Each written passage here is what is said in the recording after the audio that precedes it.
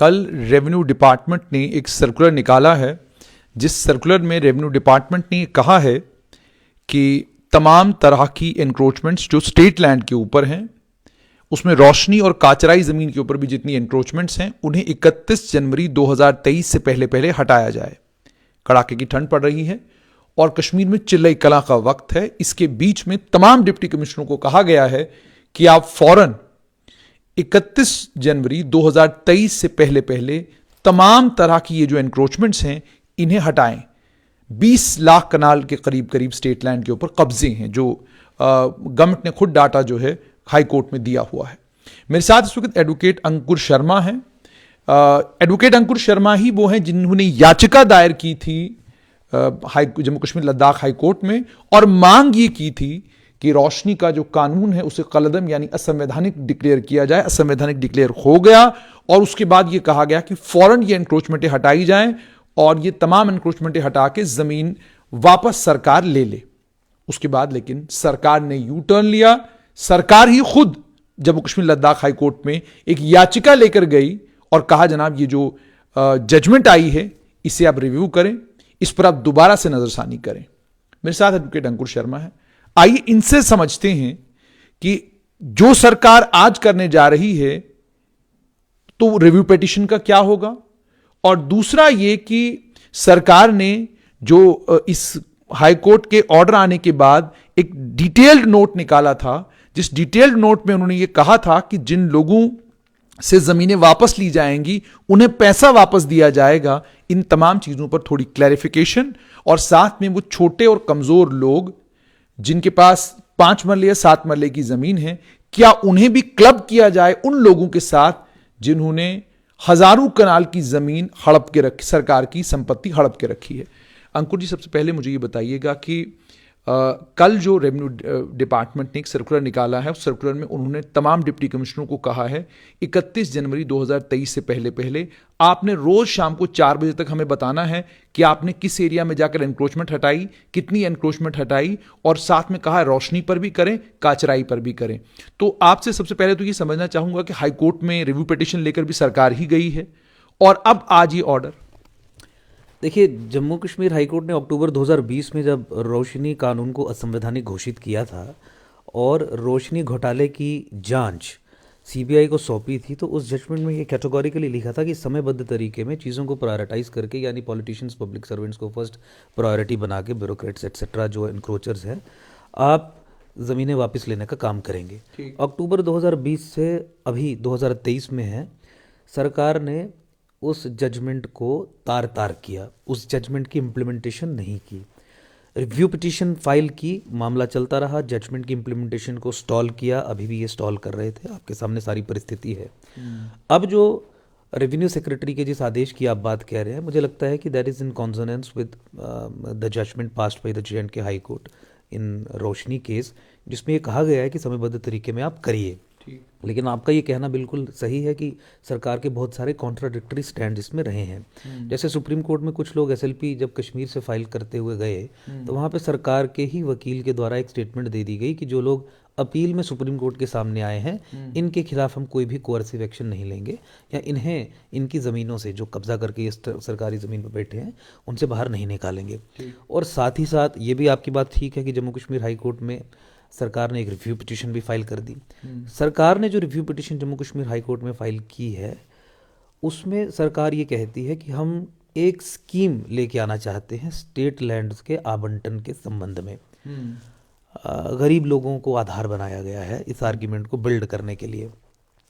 10-10 मरले, 7-7 मरले के कुछ लोगों ने जो कब्जे किए हैं, जिसे हम एनसर्कलमेंट के फॉर्म में भी यहाँ पे समझते हैं, तो उन्हें रेगुलराइज करने के लिए हम स्कीम लाना चाहते हैं। जम्मू कश्मीर हाई कोर्ट हमें परमिशन दे दे, एक एक्सेप्शन कार्व आउट कर दे कि ऐसी कोई भी स्कीम जब हम लेके आएंगे तो वो रोशनी जजमेंट के अगर अगेंस्ट भी होगी तो हाई कोर्ट उसे ओवरलुक करेगा, कंडोन करेगा। यानी कि एक शरारत वाली एक review petition Jammu Kashmir high court में सरकार ने फाइल कर दी। उद्देश्य प्रोबेबली ये भी था कि रोशनी जजमेंट को हम इम्प्लीमेंट नहीं करेंगे अपीजमेंट के चलते, पॉलिटिकल करेक्टनेस के चलते, पॉलिटिकल नीड्स के चलते, एट्सेट्रा। साथ ही साथ प्राइवेट इंडिविजुअल्स जो सरकारी ज़मीनों पर बैठे हैं, उनमें से भी भारी संख्या में बहुत सारे लोगों ने रिव्यू पिटीशंस फाइल की थी। वो review petitions file different grounds पे की गई थी। उन पे तकरीबन सब केसेस में बहस भी हुई और कोर्ट का रुख बिल्कुल साफ था, क्योंकि हर बहस में स्वयं मैं भी पार्टिसिपेट करता था, क्योंकि मैं ही याचिका करता था इस केस में, जिसमें हमने रोशनी कानून की संवैधानिक वैधता को चुनौती दी थी और साथ ही साथ 25,000 करोड़ के इस भूमि घोटाले में सीबीआई जांच के लिए जो मांग की थी। तो सरकार तो ये जो रिव्यू पिटिशंस थी, ये इस पे सुनवाई होते हुए कोर्ट का रुख बिल्कुल साफ था। Court never wanted to interfere, जिस तरीके से हम अभी तक प्रिज्यूम कर पा रहे हैं, हालांकि रिव्यू पिटिशंस पेंडिंग है। अब ये जो आदेश रेवेन्यू सेक्रेटरी का इस समय आया है, तो इनकी मंशा पे मुझे लगता है कि अभी भी तब तक हम वी कैन नॉट सेटल कि ये आगे क्या करना चाहते हैं। बहुत बार बीच में भी आदेश आए थे, शुरू में भी जिस समय जजमेंट हुई थी तो आदेश आया था कि 6 महीने के भीतर भीतर ये सब जजमेंट को इम्प्लीमेंट किया जाएगा। देन लेकिन दे टुक अ यू टर्न। एक परिस्थिति बनी है, वेट एंड वॉच वाली परिस्थिति बनी है। मुझे लगता है कि देखने वाली बात होगी कि किस तरीके से ये जजमेंट को इम्प्लीमेंट करते हैं, क्या अपनी रिव्यू पिटिशंस के साथ करते हैं। 2 मेजर डेवलपमेंट्स अभी हुई हैं। जहाँ तक ये जो प्राइवेट इंडिविजुअल्स हैं, उनकी रिव्यू पिटिशंस जो है वो सरकार ने उन्हें बेसिकली इन्फ्रक्चुअस बना दिया है नए लैंड ग्रांट रूल्स को नोटिफाई करके 25-30 दिन पहले। वो कैसे? नए लैंड ग्रांट रूल्स के तहत अब किसी को भी जो सरकारी ज़मीन लीज पे मान लीजिए मिली है, उनका लीज पीरियड एक्सपायर हो गया है या होने वाला है, तो नए लैंड ग्रांट रूल्स में कह दिया है कि वो रिन्यू नहीं किया जाएगा। ठीक। जिसका ख़त्म हो गया है उससे खाली करवाई जाएगी ज़मीन, जिसका ख़त्म होने वाला है उसे रिन्यू ही नहीं किया जाएगा। तो मतलब कोई स्कोप ही नहीं रखा है नए लैंड ग्रांट रूल्स पे कि जिन लोगों के पास ये ज़मीन है, जिन्होंने कमर्शियल एस्टेब्लिशमेंट्स या रेजिडेंशियल को छोड़ के, रेजिडेंशियल एक एक्सेप्शन उसमें है कि वहाँ पे एक्सटेंशन आपको मिल सकती है, तो बिल्कुल ख़त्म कर दिया है। तो ये जो रिव्यू पिटिशन प्राइवेट इंडिविजुअल्स ने फाइल की थी, मेजॉरिटी ऑफ देम ये इसी तरीके के लोग थे जो कहते थे कि हम लीज़ के आधार पे बैठे हैं, अभी हमारी सबसिस्टिंग लीज है या हम रिन्यूअल के लिए अप्लाई कर रहे हैं, ख़त्म होने वाली भी है तो कानून में प्रोविजन है कि हमारा रिन्यू हो सकता है। उस चीज़ को सरकार ने बंद कर दिया। अच्छा, ये एक डेवलपमेंट होगी। लेकिन दूसरी चीज़ यही है साथ में कि स्वयं भी रिव्यू पिटिशन में है, खुद भी रिव्यू पिटिशन में है, और रिव्यू पिटिशन में ये कह रहे हैं कि हम स्कीम लाना चाहते हैं, जबकि सरकार को ऐसी स्कीम की, किसी भी ऐसी स्कीम की ज़रूरत ही नहीं है। अगर सरकार किसानों के लिए, गरीब लोगों के लिए, यहाँ के पुराने रह रहे लोगों के लिए, 1990 से पहले के, उसके बाद की इंक्रोचमेंट वाले लोगों के लिए नहीं, उनके लिए अगर डिसाइड करती है कि इन्हें ज़मीन के मालिकाना हक देने हैं, तो एग्जिस्टिंग लॉज अवेलेबल हैं जिसके तहत आप इन गरीबों को, छोटे लोगों को, किसानों को, मजदूरों को जो सरकारी ज़मीन पे बैठे हैं, खासकर हमारे जम्मू, सांबा, कठुआ की बॉर्डर बेल्ट पे जो सरकारी ज़मीन जोत रहे हैं, खेती बाड़ी कर रहे हैं किसान हैं, उनको तो 3 मैकेनिज्म्स के तहत सरकारी ज़मीन की ओनरशिप दे सकते हैं। अग्रेरियन रिफॉर्म्स एक्ट है, सेक्शन 3N है, उसके तहत ये साफ है कि वो सरकारी ज़मीनें जो खात्मा चकदारी के चलते, big landed estates abolition act की एप्लीकेशन के कारण सरकारी ज़मीनें बनी हैं और जिस पे लोग खेती बाड़ी कर रहे हैं, तो जो खेती बाड़ी कर रहा है वो प्रॉस्पेक्टिव ओनर की डेफिनेशन में आके ज़मीन के मालिकाना हक प्राप्त कर सकता है। वैसे ही ऐसे कई सारे ऐसे लोग हैं जो 1947 से 1950 से 55, 56, 57, 58 से ज़मीन पे काबिज़ हैं, तो उनके लिए LB6 और गवर्नमेंट ऑर्डर S432 अवेलेबल है। वो टेनेंट सेट विल का स्टेटस लेके ownership under government order S432 प्राप्त कर सकते हैं। सरकार ऐसे भी दे सकती है। और फिर मार्च 71 की CM गाइडलाइंस हैं, 48 कनाल तक की सीलिंग लिमिट तक, 48 कनाल्स तक स्टेट लैंड पे आप ओनरशिप उसके तहत पा सकते हैं। अब ये सब चीज़ें जो सरकार को स्वयं करनी चाहिए, rather than filing a review petition in the high court और कोर्ट का भी टाइम वेस्ट करने के संबंध में, ये हमें करनी पड़ रही है। बहुत सारे ऐसे लोग जो 71 के गिरदावरी होल्डर्स हैं, 56-57 की उनकी गिरदावरी है या 80-85 की भी है, तो ये 3 मैकेनिज्म्स अप्लाई करके जम्मू कश्मीर हाई कोर्ट ऐसे लोगों को ओनरशिप राइट्स देने के लिए पिटिशंस एंटरटेन कर रहा है। स्वयं हमने बहुत सारी पिटिशंस की हैं। तो देखिए, किसानों के लिए, गरीबों के लिए, छोटे लोगों के लिए, पुराने जो यहाँ पे रह रहे हैं, जिनका कोई उस तरीके का की मंशा नहीं थी, जो एनक्रोचर्स नहीं है, जो प्रॉस्पेक्टिव ओनर्स की डेफिनेशन में है, जो टेनेंट्स एट विल की लीगल कैपेसिटी में वहाँ पे बैठे हुए हैं, उनके लिए तो कोर्ट के दरवाजे भी खुले हैं और हमने भी उसमें प्रयास किया और उसमें हमें सफलता भी मिल रही है। तो लोगों को मालकी मिल रही है सरकारी ज़मीन की इन 3 मैकेनिज्म्स के चलते। तो इसलिए मैंने कहा कि सरकार की मंशा ठीक नहीं है, ये अपीजमेंट है। इन तीनों मैकेनिज्म्स को अप्लाई करके आप लोगों को ओनरशिप देना अगर शुरू करते हैं, तो मुझे लगता है कि 90% ऑफ दोज जिनको आप समझते हैं कि ये डिजर्व करते हैं कि इनको रेगुलराइज किया जाए, वो ऑटोमेटिकली रेगुलराइज हो जाएंगी। और ऐसे लोगों को रोशनी कानून की ज़रूरत भी नहीं थी। रोशनी कानून की ज़रूरत उन लोगों की थी जो 1990 के बाद यहाँ पे आए, ज़मीनों पे कब्जा किया, या एनसी-पीडीपी की सरकारों ने सुनियोजित ढंग से यहाँ पे कब्जे करवाए गैर कानूनी। 90 के बाद के लोग जो 90 के बाद पोजीशन में आए हैं, या जिनका पुराना यहाँ का रहने का इतिहास नहीं है, जो यहाँ के नहीं है, उनके लिए रोशनी की रिक्वायरमेंट थी। तो इसीलिए रोशनी बनाया गया और हमारे लोगों को भी रोशनी के चंगुल में फंसा दिया गया, जबकि ऑलरेडी आप उन्हें दूसरे कानूनों के तहत ओनरशिप दे सकते थे। लेकिन आप जानते हैं कि सरकार जब जेसीबी लेकर निकलती है और बुलडोजर लेकर निकलती है तो सरकार के निशाने पर उस वक्त वही कमजोर, वही लोग होते हैं जिन लोगों के लिए कानून है कि भाई इन लोगों का लैंड रेगुलराइज किया जाना चाहिए। तो आपसे जानना चाहूंगा, आप क्या एक्सपेक्ट करते हैं कि आज अगर कल आपने आदेशनामा निकाला है तो ये बुलडोजर, ये जेसीबी सबसे पहले कहां जाना चाहिए? तो एब्सोल्युटली, वो तो हाई कोर्ट की जजमेंट भी साफ कहती है और बहुत सारी सुप्रीम कोर्ट की जजमेंट्स भी साफ कहती हैं कि सबसे पहले तो पॉलिटिशियंस के घर में जाना चाहिए। सबसे पहले तो ब्यूरोक्रेट्स जो पावरफुल पोजीशंस पे रह के अब्यूज ऑफ ऑफिस करते हुए स्टेट लार्जेस्ट या सरकारी ज़मीनों या और सारी चीज़ों पे कब्जा करके बढ़ जाते हैं, उनके घर पे जानी चाहिए। तो टॉप प्रायोरिटी तो आपके पॉलिटिकल पार्टीज़ की यहाँ पे भवन बने हुए हैं जो स्टेट लैंड्स पे वो होने चाहिए। एनसी है, पीडीपी है, पॉलिटिकल पार्टीज़ हैं जिनकी प्रॉपर्टीज़ स्टेट लैंड्स पे हैं। उसके अलावा इंडिविजुअल्स हैं, पुराने मिनिस्टर्स हैं, सबसे पहले प्रायोरिटाइज करके उनके कब्जों को छुड़वाया जाना चाहिए। That should be the number 1 priority. और फिर ये 3 कानूनों का मैकेनिज्म अप्लाई करके जो बोनाफाइडी लोग हैं उनको ओनरशिप दी जानी चाहिए। रोशनी के तहत नहीं, वो तो खत्म हो चुका है, बाकी कानूनों के तहत। और उसमें लॉन्ग पोजेशन जो है वो आपकी ग्राउंड बनती है, वो कानून ही ऐसा है। मैंने आपको भी बताया कि बहुत सारे केसेस में तो हमने हाई कोर्ट से रिलीफ लिए हैं, अभी भी वो पेंडिंग है पिटिशंस, वो किया जाना चाहिए। और उसके बाद फिर जो भी अनऑथराइज्ड व्यक्ति है जजमेंट को उसके अगेंस्ट लेटर एंड स्पिरिट में इंप्लीमेंट किया जाना चाहिए।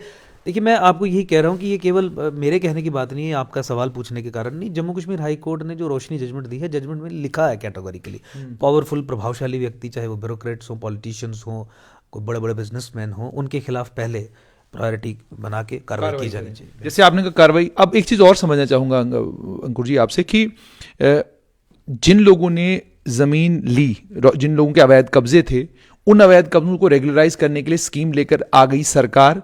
लेजिस्लेचर ने कानून बनाया। लेजिस्लेचर के कानून बनाने के बाद उसकी इम्प्लीमेंटेशन की कमेटियों ने, जिन कमेटियों ने इम्प्लीमेंटेशन की, उन कमेटियों के जो ऑफिसरान थे वो इस वक्त अलग अलग इंपॉर्टेंट पोजीशंस पर हैं, कई रिटायर भी हो चुके हैं, बड़ी मेजॉरिटी उनकी रिटायर हो चुकी है। बचे खुचे 3-4 हैं, वो भी अगले मुझे लगता है 1-1.5 महीना 2 महीने के अंदर अंदर रिटायर होने वाले हैं। अब पोस्ट रिटायरमेंट आप उनके खिलाफ कोई कार्रवाई, अभी तक तो कोई कार्रवाई नहीं हुई। आपसे ये समझना चाहूंगा कि जिसने आपको पैसा दिया, 1 करोड़ दिया, 2 करोड़ दिया, 2.5 करोड़ दिया, उसका पैसा भी आपके पास, वो भी आपने अपने खजाने में रख लिया, जमीन भी उससे अब आप वापस लेना चाहते हैं। लेकिन जिन लोगों ने, जिस कमिटी ने उनको ये जमीन दी, उनके खिलाफ कोई कार्रवाई नहीं। और ना दूसरी चीज आपने जो मैंने आपको बताया, 2020 में मीटिंग हुई, डॉक्टर पवन कोतवाल ने बाज़ाब्ता उसके मिनट्स निकाले हैं, उसमें यह भी लिखा गया है कि भाई जिन लोगों से पैसे लिए गए हैं, मैकेनिज्म तैयार करना है कि हम उनको पैसे वापस कैसे करें। तो इसको लेकर थोड़ा समझना चाहूंगा कि लीगल पोजीशन इस सारी स्थिति को लेकर क्या है, और जब आप उन लोगों के खिलाफ नहीं कार्रवाई कर रहे जिन लोगों ने ये जमीनें बांटी हैं, तो कहां तक जस्टिफाइड है सरकार का ये एक्शन? तो आपके 2 सवाल हैं। पहला ये कि उन लोगों का क्या होगा जिन्होंने सरकार को पैसा दे के ज़मीन के मालिकाना हक लिए और उसके ऊपर बिल्डिंग्स बनाई, कमर्शियल हो, रेजिडेंशियल हो, एट्सेट्रा, उनका क्या होगा? और दूसरा, उन अधिकारियों का क्या होगा जिन अधिकारियों ने उनसे पैसे लेके उनको ज़मीन आवंटित की, चाहे इन कन्नाइवेंस की, करप्ट प्रैक्टिसेस फॉलो करके की, किस तरीके से की। तो ये देखिए, दोनों ही संबंध में हाईकोर्ट की जजमेंट बहुत साफ है। जहाँ तक अधिकारियों की बात है जिन्होंने इस 25,000 करोड़ के घोटाले को एग्जीक्यूट किया, कानून में जो मार्केट वैल्यू की डिटर्मिनेशन के प्रिंसिपल्स थे उनको फॉलो नहीं किया, कम पैसे पे दे दी, या जो डॉक्यूमेंट्री रिक्वायरमेंट्स थी जिसके आधार पे मालिक आप बन सकते थे, वो डॉक्यूमेंट्री रिक्वायरमेंट्स बिना फुलफिल करते हुए लोगों को दे दिया, जो वायलेशंस हुई, उनके पीछे तो सीबीआई पड़ी ही है। वो ऐसे केसेस अधिकारियों के खिलाफ जम्मू कश्मीर हाई कोर्ट ने सीबीआई को दे दिए हैं। अब सीबीआई कितनी एफआईआर्स, कितनी कमेटीज, कितने ऑफिसर्स के खिलाफ एफआईआर्स दर्ज करती है वो एक देखने वाली बात होगी, लेकिन सीबीआई अपनी जांच चला रही है। और सीबीआई ने कई नई एफआईआर्स भी फाइल की हैं, और जो पुरानी एफआईआर्स एंटी करप्शन ब्यूरो जो इन्वेस्टिगेट कर रहा था उसमें भी सीबीआई ने इन्वेस्टिगेशन को आगे बढ़ाया है। उम्मीद हम सीबीआई से ये करते हैं कि वो इस इन्वेस्टिगेशन का दायरा और बड़ा करेंगी और कोई भी ऐसा केस जिसमें ये करप्ट प्रैक्टिसेस नज़र आती हैं वो नहीं छूटेगा from being investigated and taken to its logical conclusion. CBI के संबंध में मैं आपको बता दूं कि जब भी इस कोर्ट की सुनवाई होती है तो सीबीआई की तरफ से जम्मू कश्मीर हाई कोर्ट में कोर्ट को बताया जाता है कि यहाँ की सरकार यूटी एडमिनिस्ट्रेशन जम्मू कश्मीर की इस इन्वेस्टिगेशन में हमारे साथ बिल्कुल भी कोऑपरेट नहीं कर रही। 5 अगस्त 2019 के बाद वाली सरकार, 5 अगस्त 2019 के बाद वाली सरकार, अभी वाली सरकार जो इस समय चल रही है, क्योंकि इन्वेस्टिगेशन तो सीबीआई को हैंडओवर अक्टूबर 2020 में ही हुई थी ना, तो उसके बाद ही सीबीआई सीन में आई है। तो उनका हमेशा ये कहना है कि ये कागजात पूरे नहीं देंगे, आधे अधूरे देंगे। जिस तरीके से सीबीआई की इन्वेस्टिगेशन को पैरालाइज किया जा सकता है, यहाँ की एडमिनिस्ट्रेशन उसे पैरालाइज कर रही है। ये सीबीआई बार बार रिपीटेडली हाई कोर्ट में चीफ जस्टिस का जो बेंच रहता था उसमें हर बार बताती थी। जहाँ तक दूसरे लोगों की आपने बात की कि उनका क्या होगा जिन्होंने पैसे दिए इन्हें, देखिए कानून साफ है, जजमेंट भी साफ है, जमीनें तो खाली करनी पड़ेंगी, उसमें कोई दो राय नहीं है। किसी तरीके से अगर कॉम्पनसेशन का इनका कोई क्लेम बनता है तो वो गवर्नमेंट के अगेंस्ट बनता है, ना वो मेरे अगेंस्ट बनता है, ना आपके, ना वो हाई कोर्ट के अगेंस्ट बनता है। तो गवर्नमेंट, जैसा आपने कहा कि गवर्नमेंट अगर ये निर्णय लेती है कि जिन लोगों से हमने पैसे लिए थे उनके पैसे वापस देंगे, या उन्होंने हम पे विश्वास करके कोई ज़मीन उस पर वो बनाया उसके लिए हम कॉम्पनसेट करेंगे, तो उनको पैसे वापस मिलेंगे अगर गवर्नमेंट खुद ही ये निर्णय लेती है। और अगर गवर्नमेंट ये निर्णय नहीं लेती है तो ऐसे लोग गवर्नमेंट को सू कर सकते हैं फॉर डैमेजेस एटसेट्रा। वो कोर्ट्स में गवर्नमेंट के अगेंस्ट केसेस फाइल कर सकते हैं। साफ तौर पर यह है कि रोशनी अब मामला कोर्ट में तो रहेगा ही रहेगा, ये इतनी जल्दी खत्म होने वाला मामला नहीं है। ये वो लोग तय कर सकते हैं कि उन्हें डैमेजेस किस तरीके से, किस मैकेनिज्म से क्या रेमेडी रहेगी उसके ज़रिए लेने हैं। तो मुझे लगता है कि they can come up with a case against the government कि आप हमें हमारे पैसे वापस दीजिए, आप हमें डैमेजेस पे करिए। वो भी कोर्ट के ज़रिए ही होगा, वो हाई कोर्ट के ज़रिए नहीं होगा। उसके लिए डिस्ट्रिक्ट कोर्ट अवेलेबल है, वहाँ पे एक लॉन्ग ड्रॉन बैटल ये गवर्नमेंट के साथ लड़ सकते हैं। लेकिन उनकी एंटाइटलमेंट अगर आप अधिकाधिक मुझसे पूछेंगे तो वो केवल और केवल डैमेजेस या कॉम्पनसेशन की ही रहेगी अगेंस्ट द गवर्नमेंट। वो भी केस टू केस बेसिस पे डिसाइड होगा और वो भी प्रूव होने के बाद ही तय होगा कि भाई they are entitled to compensation और डैमेजेस और नॉट। अंत में मुझे ये बताइएगा अंकुर जी कि वो लोग जिनके बारे में आप भी कह रहे हैं कि छोटे ज़मींदार, गरीब, कमज़ोर लोग, जैसे आपने कहा बॉर्डर पे रहने वाले लोग, उनका क्या होगा? उनको लेकर उनके पास क्या रास्ता है? क्योंकि बहुत बड़ी तादाद में लोग इस वक्त परेशान हैं कि जनाब ठीक है वो बड़े आदमी के चक्कर में आप हमें भी क्या कहते हैं कि तबाह करेंगे। तो आपसे जानना चाहूंगा कि उनके पास क्या रेमेडी है, उनके पास क्या रास्ता है? देखिए वो प्रोस्पेक्टिव ओनर्स हैं और उन्हें सरकार नहीं हटा सकती, जो खासकर 1940, 1950, 1960, 1971, 1980 से खेतीबाड़ी कर रहे हैं, ज़मीनें अपनी बो रहे हैं। कानून उन लोगों के फेवर में है और मैंने जैसे आपको पहले बताया कि इन्हीं कानूनों के आधार पे स्वयं हमने जम्मू कश्मीर हाई कोर्ट में 35-40 के करीब पिटिशन्स फाइल की हैं, जहां हम हाई कोर्ट को ये कह रहे हैं कि आप इन्हें आदेश दीजिए कि इस कानून के आधार पे हमें ओनरशिप मिले। तो एक तो सरकार से मैं निवेदन करना चाहूँगा कि इस चीज़ को वो देखें, क्योंकि सरकार के अगेंस्ट ही केसेस फाइल्ड हैं, हमारी पिटिशन्स भी उनके पास हैं, समझें कानून किस तरीके से अप्लाई किया जा सकता है जो एग्जिस्टिंग प्रिवेलिंग कानून है। और दूसरा, इन लोगों के पास फिर अल्टीमेटली ऑप्शन यही रहेगा कि अगर सरकार इस तरीके से आगे नहीं बढ़ती है तो फिर कोर्ट का ये दरवाज़ा खटखटाएं, जम्मू कश्मीर हाई कोर्ट में ये पिटिशन्स आप फाइल करें। ऑब्वियसली आपको अपना क्लेम प्रूव करना पड़ेगा, रेवेन्यू रिकॉर्ड की ज़रूरत होगी, वो पुरानी गिरदावरियों की ज़रूरत होगी, 56 की आपके पास है, 57 की है, 71 की है, वो सारे कागजात जो लोग प्रोड्यूस कर पाएंगे तो उन्हीं को मिलेगा अंडर द लॉ। तो दो ही हैं यहाँ, इस आर्ग्यूमेंट को समझ के अपने तहसील ऑफिस में अपने डिप्टी कमिश्नर्स के पास जाएं, वहाँ पे उन्हें बोलें कि भाई हम प्रोस्पेक्टिव ओनर्स हैं, हम एनक्रोचर्स नहीं हैं, इस कानून के तहत हमारा हक बनता है, आप दीजिए। और जब उन्हें लगता है कि ये नहीं हक दे रहे हैं तो उसी परिस्थिति में फिर कोर्ट्स बने रहते हैं। जब एग्जीक्यूटिव अपनी ड्यूटी परफॉर्म नहीं करता है अंडर द लॉ तो कोर्ट्स तो उसी परिस्थिति के लिए बने हैं। तो फिर कोर्ट्स में आए, अब डिसाइड करें कि किस समय किस तरीके से आपने क्या कदम लेना है। लेकिन लोगों के पास ये जो बोनाफाइडी लोग हैं जो एनक्रोचर्स नहीं हैं और 1990 से पहले के कब्जाधारी हैं, जिनके पास पोजेशंस हैं और खेतीबाड़ी कर रहे हैं, घर बनाया, उनके पास बिल्कुल ये साफ़ सुथरा रास्ता है कि कोर्ट में आके वो अपना केस प्लीड करके ओनरशिप ले सकते हैं स्टेट लैंड्स की। बहुत बहुत शुक्रिया। तो आपने सुन लिया कि वो लोग जिनके पास 1940 से या एक लंबे वक्त से जो लोग इन जमीनों के ऊपर काबिज हैं, वो लोग कोर्ट में जा सकते हैं और अलग अलग कानून उसके लिए हैं जिन कानूनों के तहत वो अपना हक ले सकते हैं। लेकिन वो लोग जो ताकतवर, जिन लोगों ने अपनी ताकत के बलबूते पर, अपनी हुकूमत के बलबूते पर हजारों कनाल जमीन के ऊपर कब्जा किया है, देखना यह होगा कि सरकार का बिल्डोजर कब उन जमीनों की तरफ और उन बिल्डिंगों की तरफ जाता है।